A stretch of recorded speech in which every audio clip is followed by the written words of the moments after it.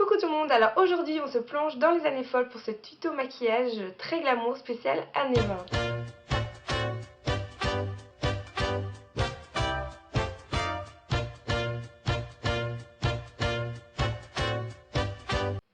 Aujourd'hui tutoriel sur un maquillage des années 20. Alors comme vous pouvez déjà le savoir, j'adore les maquillages des autres années. Enfin j'ai toujours été passionnée du maquillage à travers le temps.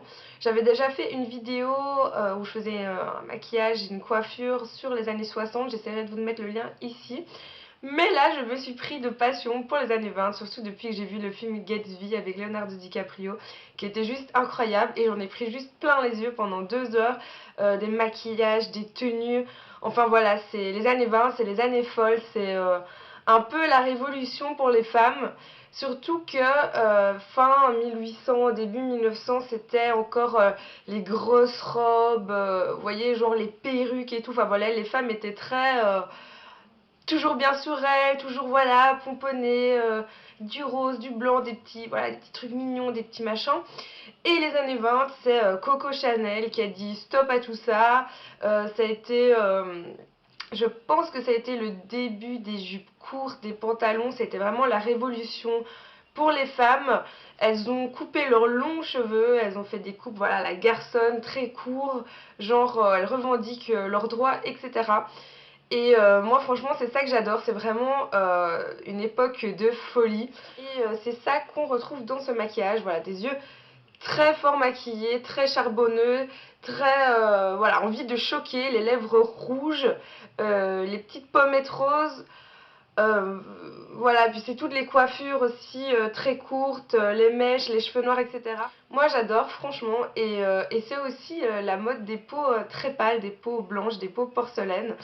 Donc ça tombait bien, je me suis dit, mais je vais vous faire ça, j'espère que ça vous plaira, et je vous dis bonne vidéo. J'ai évité de vous filmer la première partie de ce maquillage parce que ça sert un petit peu à rien. En fait j'ai juste fait mon teint, j'ai appliqué le fond de teint de chez MAC, qui est le Studio Fix Fluide, en couleur la plus claire, la NC15, qui me correspond assez bien. J'ai aussi fait mes sourcils à l'aide d'un petit kit de chez Emma, qui est le Eyebrow Kit en black. Voilà. J'ai mis ma poudre libre, et voilà, maintenant que tout le teint est fait, je vais pouvoir m'attaquer aux yeux, et c'est ce qui est important dans cette vidéo. Alors vu que ce sera un maquillage très noir, très foncé sur les yeux, je vous conseille d'utiliser une bonne base à paupières pour que le maquillage ne coule pas et reste plus longtemps. Moi je vais utiliser une base de chez Benefit qui est la Stay On Stray, que j'utilise depuis quand même pas mal de temps et qui est vraiment très bien. Alors voilà, je vais en mettre tout petit peu. Pour ce maquillage, vous aurez besoin d'une ombre à paupières très foncée, voire du noir. Moi je vais utiliser du noir, après ça dépend, vous pouvez utiliser la couleur que vous voulez.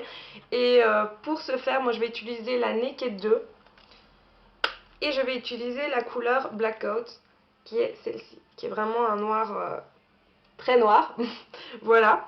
Alors pour commencer, je vais utiliser un pinceau plat. Alors moi celui-ci, il vient de chez Emma.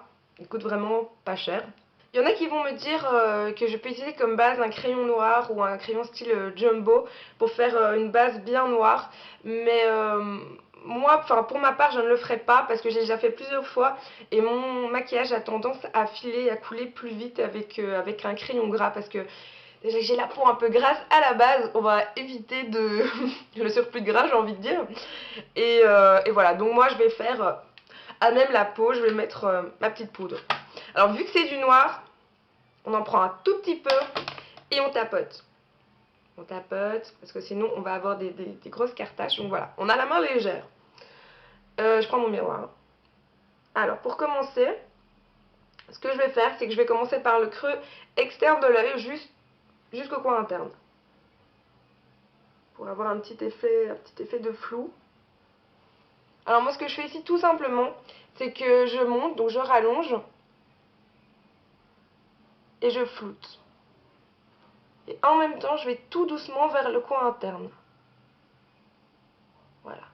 Voilà pourquoi un pinceau plat, c'est plus... Allez, comment on va dire, c'est plus précis.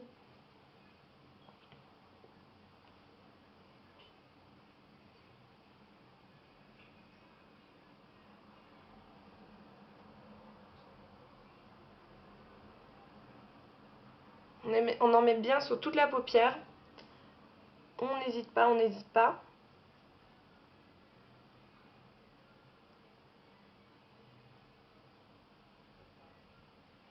Alors moi ce que je fais c'est que j'en mets pas non plus trop dans le coin interne, sinon ça va alourdir le regard et ça va pas être très joli.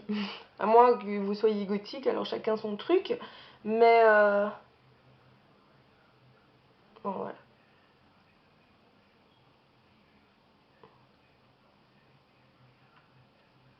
On n'hésite pas à remonter un petit peu plus haut. Parce que bon, c'est charbonneux, c'est noir. On y va quoi. On met le paquet. On peut un peu flouter avec ses doigts aussi. Bonne vieille méthode.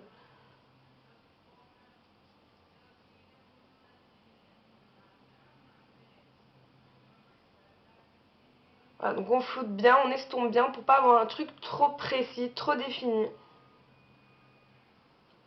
Alors pour ce faire, je vais utiliser un pinceau estompeur. Moi j'utilise celui-ci, qui est le A-Crease Brush de chez ELF. Voilà, qui a une petite boule comme ça, un pinceau estompeur.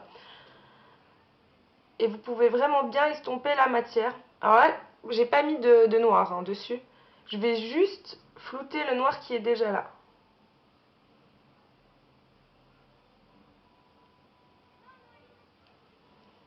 Si vous avez des petites ratures, des petites bavures, c'est pas grave. Hein. Ça, on va enlever après, il n'y a pas de souci. On s'énerve pas, on panique pas, on pleure pas. Voilà. Là, je rajoute un peu de matière. Et ce que je vais faire, c'est que je vais remettre plusieurs couches pour que ça soit vraiment plus noir, vous voyez? C'est un peu comme si j'avais fait la base de mon noir. Mais je continue à bien estomper pour pas que ça file en fait.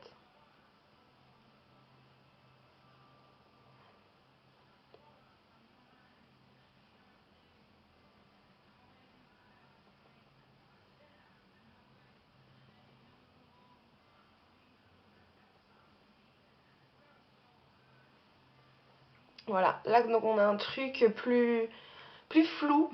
Voilà. Alors ce qu'on va faire maintenant c'est que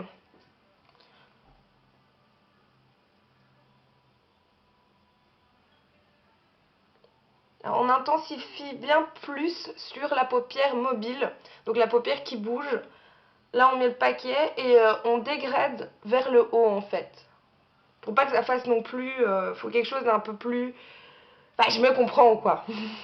Quelque chose de plus flou, de plus dans le dégradé. Donc on floute bien, on estompe bien.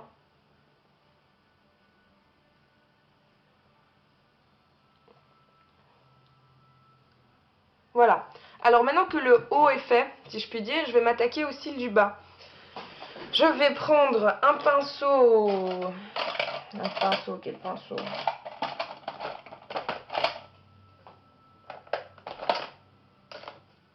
Alors, pour les cils du bas, ce que je vais faire, c'est que je vais utiliser un pinceau biseauté, c'est-à-dire un pinceau en billet. Ou alors, vous pouvez utiliser un pinceau, disons, plat. C'est un peu à vous de voir, enfin plat et carré. Voilà, c'est à vous de voir. Moi, je vais utiliser un pinceau biseauté. Je vais venir prendre un peu de matière. Je tapote bien de nouveau. Et je vais venir en mettre, je vais suivre en fait le noir au-dessus, légèrement vers le bas. On a la main légère, hein, parce que ça peut vite donner un regard vraiment lourd, pas lumineux, voire voilà, avoir des cernes.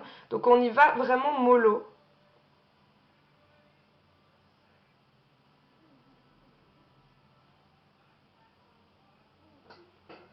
Voilà. Alors, ce que je vais faire, c'est que je vais de nouveau bien flouter, estomper. Pas avoir un truc trop défini ou un truc qui fasse un peu émo kikou quoi.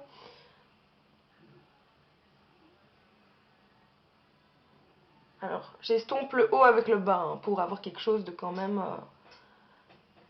un peu organisé, j'ai envie de dire.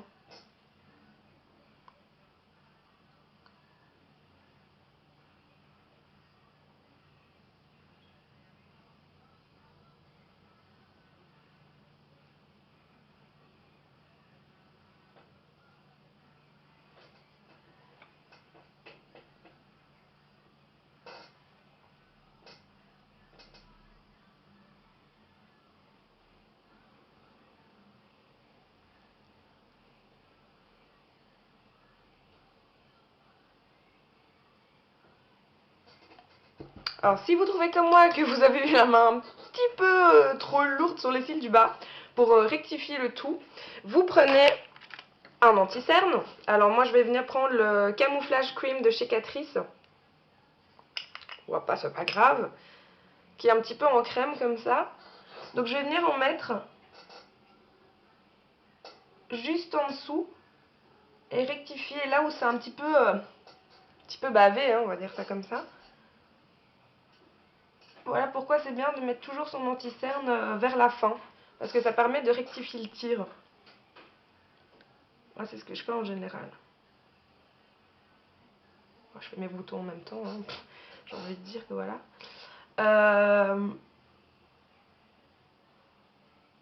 Voilà.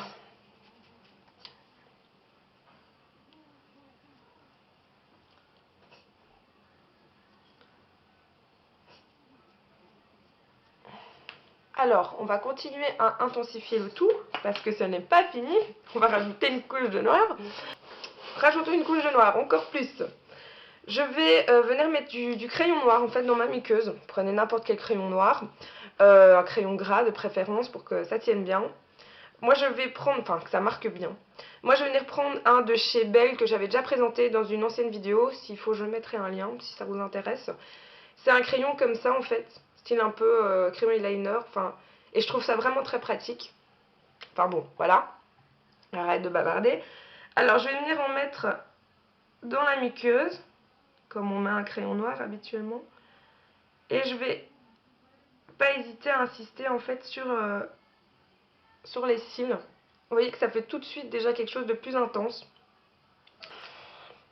Alors maintenant que ça c'est fait, il y a deux options. Ou vous allez laisser comme ça et mettre juste du mascara, ou ce que vous pouvez faire aussi, c'est faire un petit trait d'eyeliner. Alors dans les années 20, ça se faisait moins, je pense même pas que ça existait l'eyeliner. Mais après voilà, c'est, moi c'est plus m'inspirer, je vais pas faire non plus truc conforme. Mais voilà, donc moi ce que je vais faire c'est un petit trait d'eyeliner assez fin parce que je trouve que ça souligne toujours le regard. Moi c'est l'eyeliner, je peux pas faire sans. Maintenant c'est à vous de voir. J'aime bien comme ça avec un œil juste paquet, ça fait un peu folle. Coucou, coucou. Alors, je vais d'abord recourber mes cils avec un recourbeur de cils. Parce que dans les années 20, c'était vraiment le regard très intense, très noir avec des cils de folie. Donc voilà. J'ai mis mon eyeliner, je vais un peu galérer. Ce que vous pouvez faire aussi, c'est mettre des faux cils. Après, si vous avez envie de faire un... J'ai l'air bien comme ça. Un maquillage de ce genre tous les jours, bah non. Vous n'allez pas vous amuser à mettre des faux cils tous les jours. Mais pour une occasion, c'est vrai qu'avec des faux cils, ça en jette. Alors, je vais mettre mon mascara. Vous savez comment on met du mascara. Et je reviens. Alors, dans les années 20, on avait les yeux très chargés, très noirs, très charbonneux. Comme vous pouvez le remarquer. Mais à côté de ça, on faisait plus light, plus léger sur les joues. On avait des jolies petites pommettes roses, très mignonnes. Et pour ça, je vais venir appliquer un blush de chez Bourjois, qui est le Rose Pompon. Ouais, Rose Pompon 37. Donc vous voyez, un rose très clair, ça fait très bonbon comme ça, que ça existe depuis un moment. Alors, je prends n'importe quel pinceau à blush. Hein. Alors, ce qui est un petit peu ennuyeux avec celui-ci, c'est qu'il marque pas très fort. Donc il faut mettre la dose. D'un côté, c'est bien pour celles qui n'ont pas l'habitude. Alors voilà, on sourit et on fait des jolies pommettes roses. Toutes mignonnes. Voilà. Tada! Et comme par magie, je me suis changée. Bon, j'avoue que la tenue ne fait pas très années 20. Mais j'ai quand même fait le petit détail.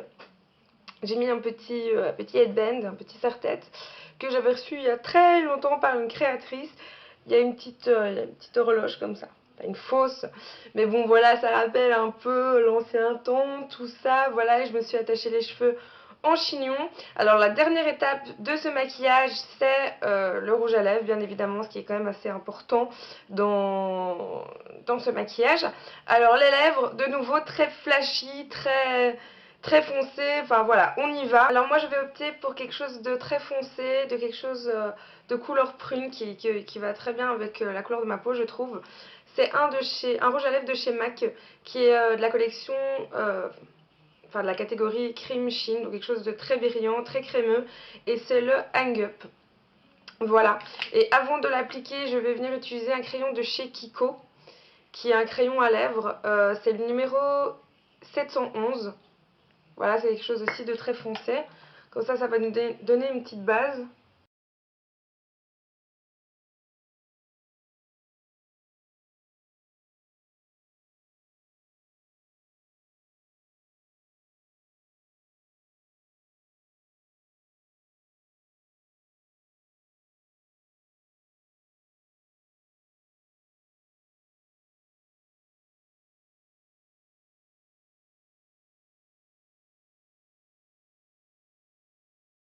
Petite astuce, on n'hésite pas à poudrer pour avoir un visage très mat, parce que dans les années 20, on aimait bien avoir la peau très mate, voilà, très un peu porcelaine, un peu figée. Alors moi pour ça, je vais utiliser une poudre de chez Kiko, qui est la Invisible Powder, qui est vraiment juste extraordinaire.